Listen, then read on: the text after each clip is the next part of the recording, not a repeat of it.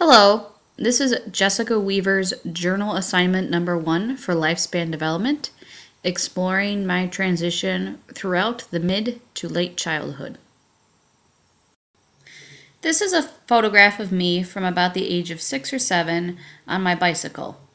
The mid to late childhood is an interesting development period, both physically and emotionally for many children. According to Erikson, the main complex for this age group is industry versus inferiority.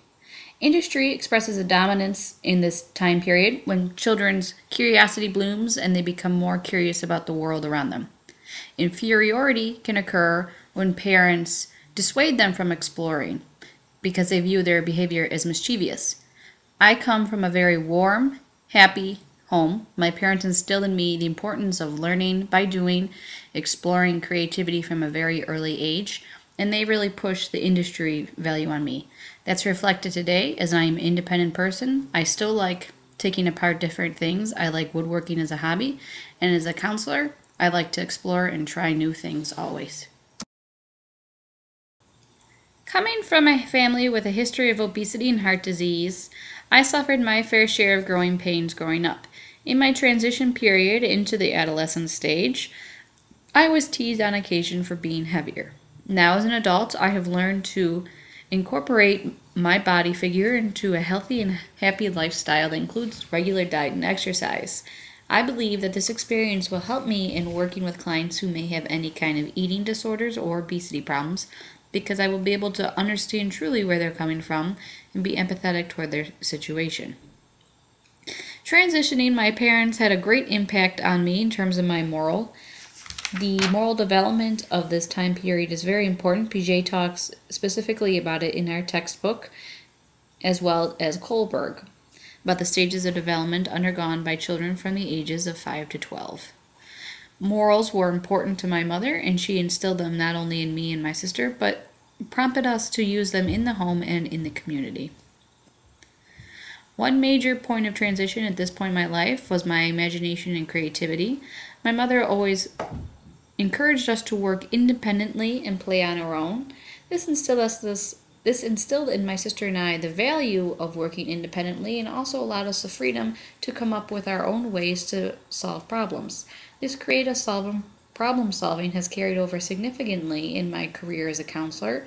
I enjoy working with challenging clients and hope that I'll be able to use these creative problem solving skills professionally. In our textbook, they speak briefly about Kohlberg and his argument that the family processes are essentially unimportant in children's moral development. I, for one, argue significantly with that point, believing that my parents and their insistence on good moral behavior had a large influence on my life. Not only did it dictate my actions, but it also dictated my activities. I was frequently more inclined to participate in groups or activities that had good moral character and standing. I was involved in church youth groups, band, orchestra, and different clubs that promoted learning and independent thinking, as well as volunteering. There's also a reference in our book from Eisenberg about the pro-social behavior of children. How children in this age group tend to immerse in both immoral antisocial acts such as lying and cheating and pro-social moral behavior such as showing empathy toward others. My mother, from a very early point in our lives, instilled in us the importance of always telling the truth. When caught lying, we were reprimanded, and that reprimanding has stayed with me throughout my lifetime. Although white lies do creep up on occasion, it's always important to remember to be truthful and honest. Another aspect of my life values is the fact that children in this age group really learn how to cope with stress and differentiate between bullies and friends. It's important to remember that not all people are going to react the same way to you, just how you may eventually turn to not like all people. You can really easily differentiate at this time between the relationships full of trust and love as those compared to those with bullying. Growing up in the Orchard Park Central School District, I had very little influence from people outside my own race. Out of the 435 individuals in my graduating class, only about a handful were a minority. two of which were African American. It was not until I was an adult and living on my own that I really had influences with people from outside my own cultural makeup. In terms of viewing myself, one aspect that my mother always instilled in my sister and I was that gender stereotypes were old-fashioned and we should think independently on our own.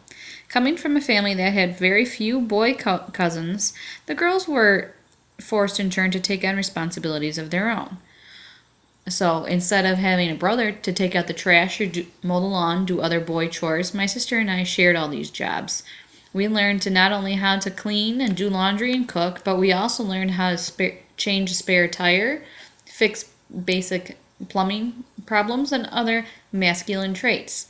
I believe this has influenced me greatly as a counselor because I think it really helps me to instill in others the importance of doing for your own. While it is good to be dependent on others in some ways, especially for love and compassion, there are a certain amount of aspects in life where taking care of things independently can really make you a stronger person.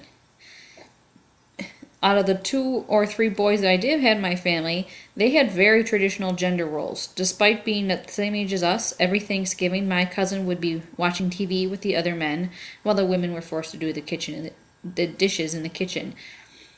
As we've gotten older, his gender stereotype has not changed much, but now the women are more apt to try and recruit other members of the family to help, including dads and uncles.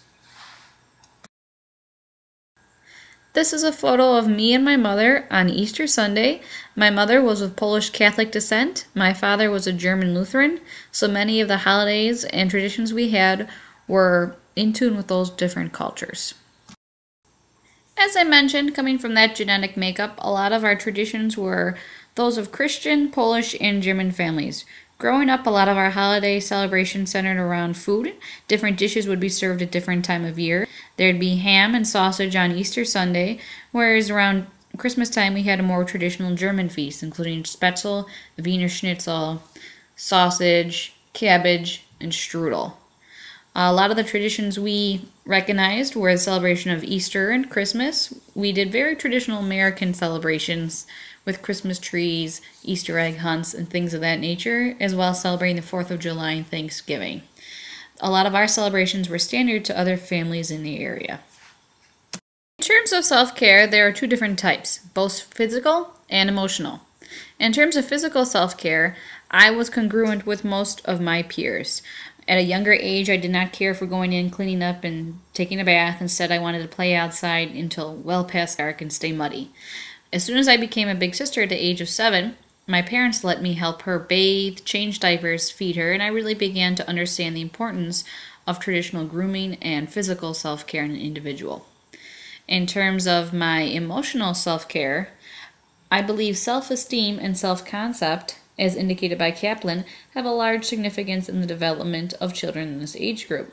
I always had very high self-esteem. My mother instilled in me the importance that everybody is an individual and everybody should be loved for who they are. You bring different talents to the table, and while some people may have different talents or not understand you, it's important to remember that you are a significant contribution to society.